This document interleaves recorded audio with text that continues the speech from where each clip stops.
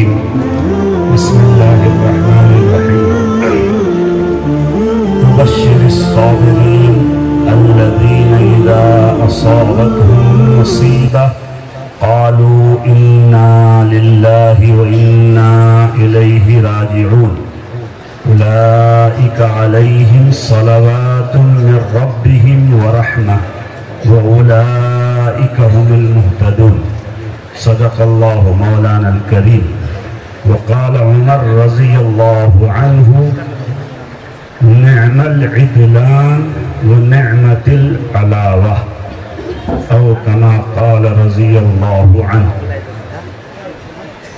معزز و مکرم علماء کرام اور ہمارے فضلاء اعظام، دینی بھائیوں، دوستوں، بزرگوں، میں نے یہ آیت شریف آپ کے سامنے تلاوت کی۔ ہو سکتا ہے آپ بھی سوچیں گے کہ یہ بے موقع تلاوت اس آیت کی یہاں کیوں کی جا رہی ہے۔ اس آیت کی تفسیر سنے ہوں گے، پڑھے ہوں گے، علماء کرام پڑھائے ہوں گے۔ میں آج دکھانا چاہتا ہوں اس آیت کی تفسیر۔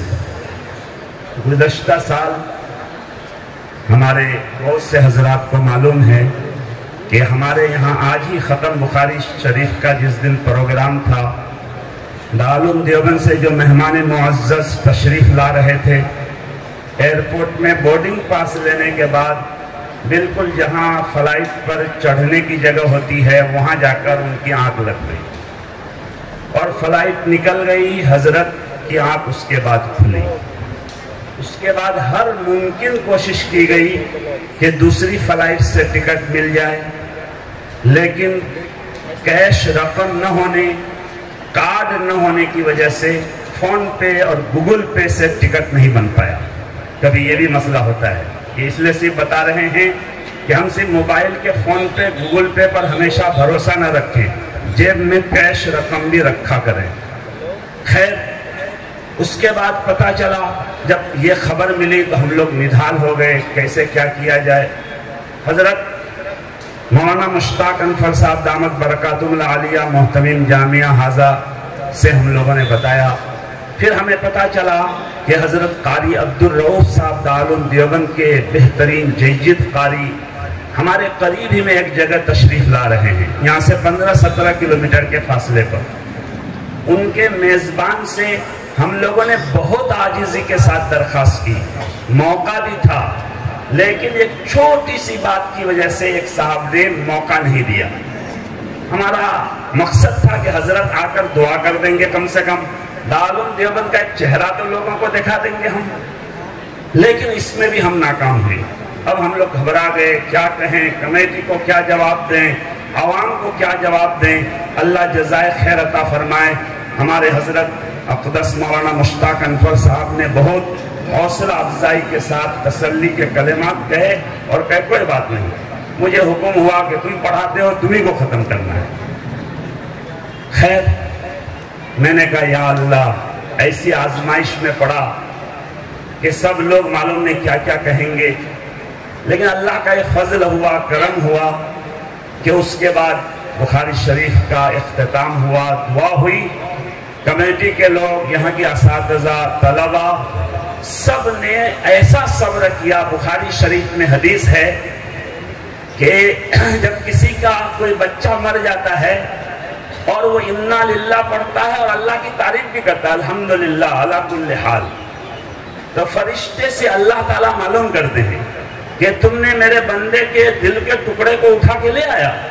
فرشتہ کہتا ہے ملک الموت کہ اللہ میں تو آپ کے حکم کا تابع ہوں، آپ نے حکم کیا، میں روح قبض کر کے لایا۔ کہا میرا بندہ نے کیا کہا؟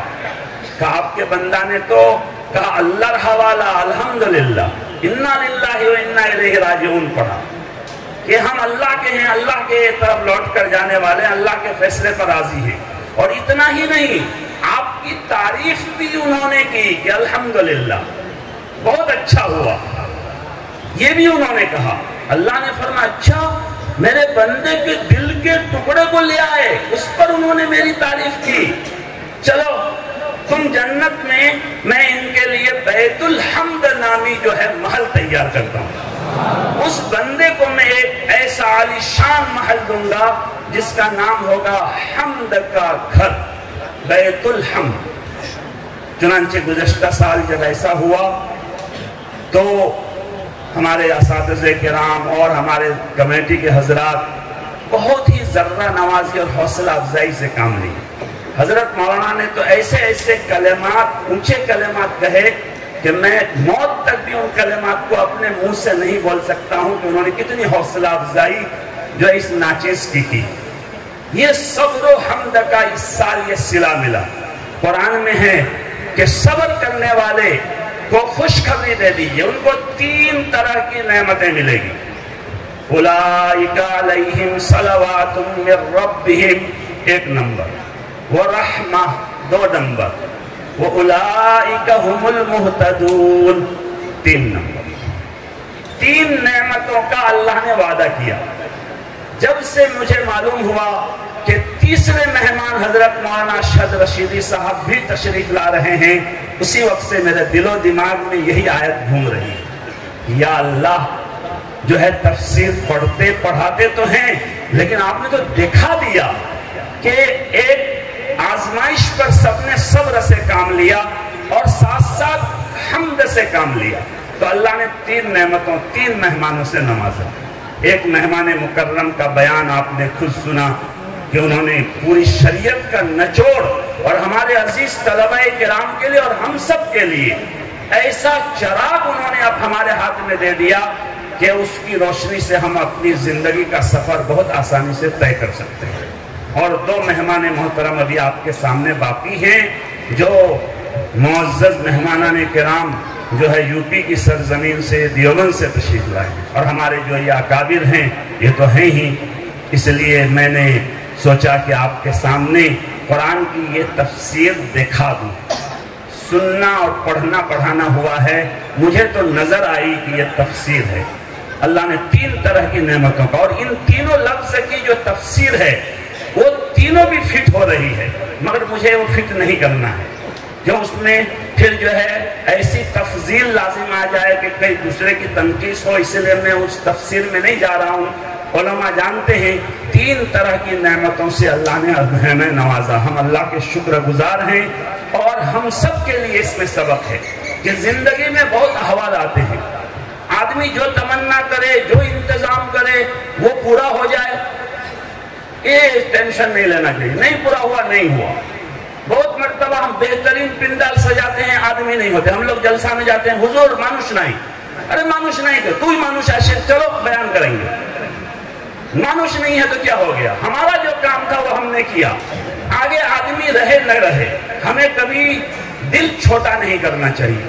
میں نے بہت سے جلسوں میں دیکھا کہ لوگ کم ہیں مگر وہ لوگ تقریر سے ہدایت کے عزائم لے کر کھڑے ہوئے، بہت بڑا مجمع ہے مگر وہ نہیں بات ہوئی، اس لیے ہمیں اس کا بھی ٹینشن کبھی نہیں لینا چاہیے۔ زندگی میں بہت ایسے موڑ آئیں گے کہ ہماری چاہت کے خلاف معاملہ ہو گیا، تو ایسے موقع میں ہم بددل نہ ہوں، جو ہے ہم اللہ کے حوالے کریں اور اس حالت میں بھی اللہ کی تعریف کریں کہ الحمدللہ اللہ کا فضل ہے کہ اللہ نے مجھے اس لائق سمجھا کہ ایک آزمائش اور چھوٹا سا امتحان لیا، اس سے بڑا بھی امتحان لیا جا سکتا تھا۔